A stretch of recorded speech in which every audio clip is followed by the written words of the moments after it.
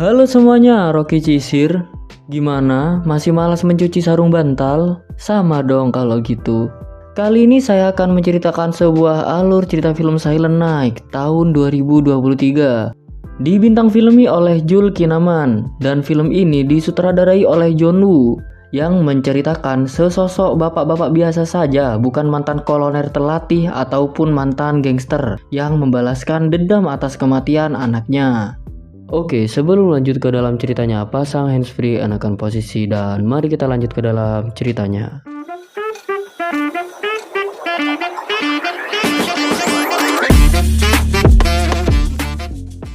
Scene diawali dengan Samsul yang sedang berlari dan terlihat tangannya yang bersimbah darah dan terlihat gangster yang sedang tembak-tembakan.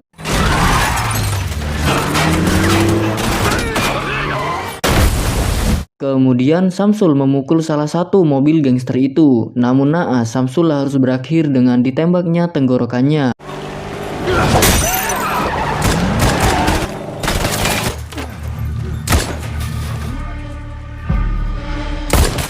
Kemudian scene berganti kepada Samsul yang sedang dioperasi akibat kejadian tadi, dengan istri Samsul, panggil saja Tuti, yang sedang panik atas kejadian itu, dan Suyit selaku polisi setempat menjenguk si Samsul. Akibat dari peristiwa itu, Samsul harus rela kehilangan pita suaranya, dan si Tuti yang tiada henti untuk mensupport Samsul. Dan sejak saat itu, Samsul dengan Tuti menggunakan SMS untuk sekedar berkomunikasi. Saat pulang ke rumah, Samsul mengingat masa-masa bersama anaknya, yang ternyata anaknya telah dibunuh oleh gangster di kota itu. Dan kita akan diperlihatkan kronologi dari peristiwa di awal scene tadi.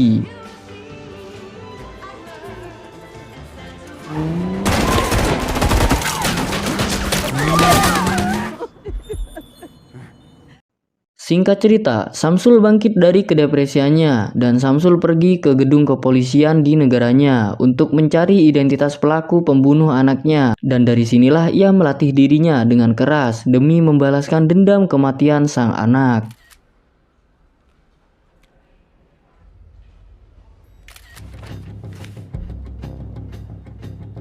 Hari demi hari ia lalui dengan melatih dirinya agar menjadi Saitama.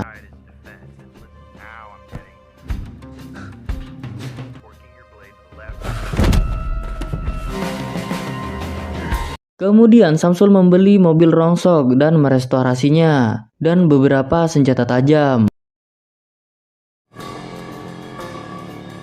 Di waktu yang bersamaan, Tuti yang dengan berat hati pergi meninggalkannya. Singkat cerita, Samsul melancarkan aksi pertamanya dengan mengintai beberapa gangster itu menggunakan kamera Nikon. Informasi demi informasi ia kumpulkan, dan terlihat kini Samsul makin lihai dalam mengendarai mobil. Ia juga berlatih menembak dan juga melatih ototnya agar supaya menjadi suspek.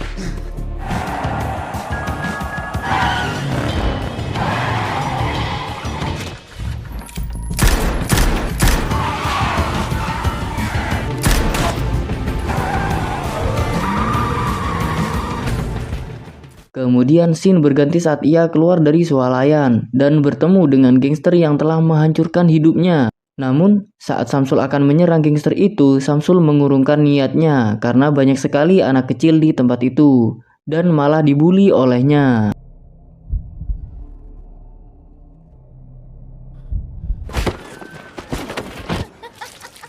Singkat cerita, Samsul pergi ke kediaman salah satu anak buah gangster itu, panggil saja Rudy, dan menculiknya.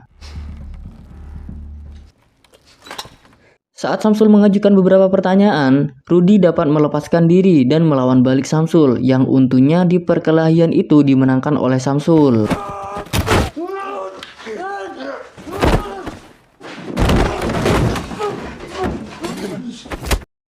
Sebelum pergi membalaskan dendamnya, Samsul menulis surat pergi untuk melihat istrinya dan berziarah ke makam almarhum anaknya. Kemudian Samsul yang memberikan Rudy kepada Suyit selaku polisi setempat dan menjebloskannya ke dalam penjara. dan memberikan secari kertas dengan flash disk yang berada di dalamnya yang berisikan tentang informasi-informasi gangster di kota itu. Kemudian saat Samsul mendengar berita tentang perampokan di suatu bar, Samsul langsung OTW ke TKP dan langsung menghabisinya saat itu juga. Dan karena Samsul hanyalah bapak-bapak konvensional pada umumnya, Samsul muntah setelah melihat darah.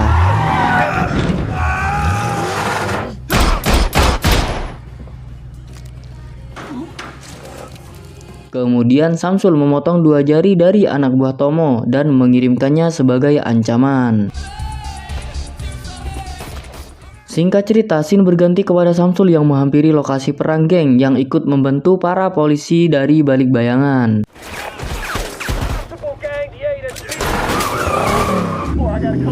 Namun aksinya itu direkam oleh salah satu anak buah Tomo yang mengirimkan video itu kepadanya. Kemudian Samsul berhasil mendapatkan HP itu dan mengirimkan video anak buah Tomo kepadanya, lagi-lagi sebagai ancaman. Dan Tomo mengerahkan pembunuh bayaran seharga $5.000 untuk kepala Samsul. Saat perjalanan pulang, Samsul dikejar oleh geng pembunuh bayaran yang mengincarnya.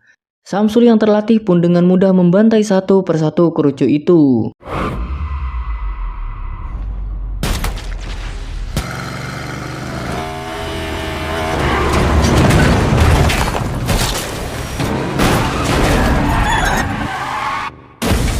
Namun ketua pembunuh bayaran itu, panggil saja Pani, masih bisa selamat.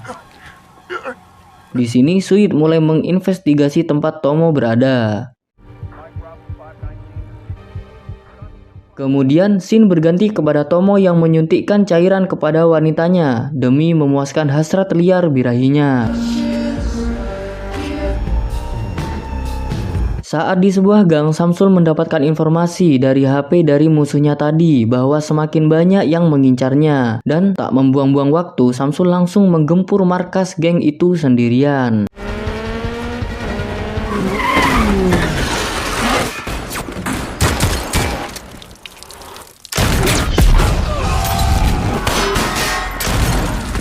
Sebelum masuk lebih dalam lagi, Samsul memasang bom kawat di tempat itu. Samsul bertemu dengan Pani dan kali ini Samsul cukup kewalahan meskipun pada akhirnya dimenangkan oleh si Samsul.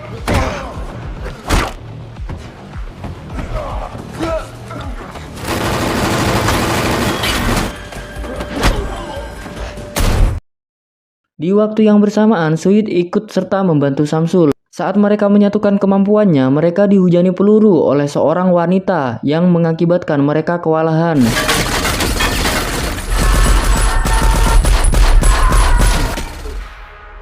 Hingga pada akhirnya Samsul sampai ke tempat singgasana Tomo dan adu tembak pun terjadi. Samsul sengaja mengalah karena tahu akan dibantu oleh Suit. Dan alasan Samsul tidak langsung membunuh Tomo karena Samsul ingin memuaskan hasrat balas dendamnya dengan mencekik Tomo sampai mati.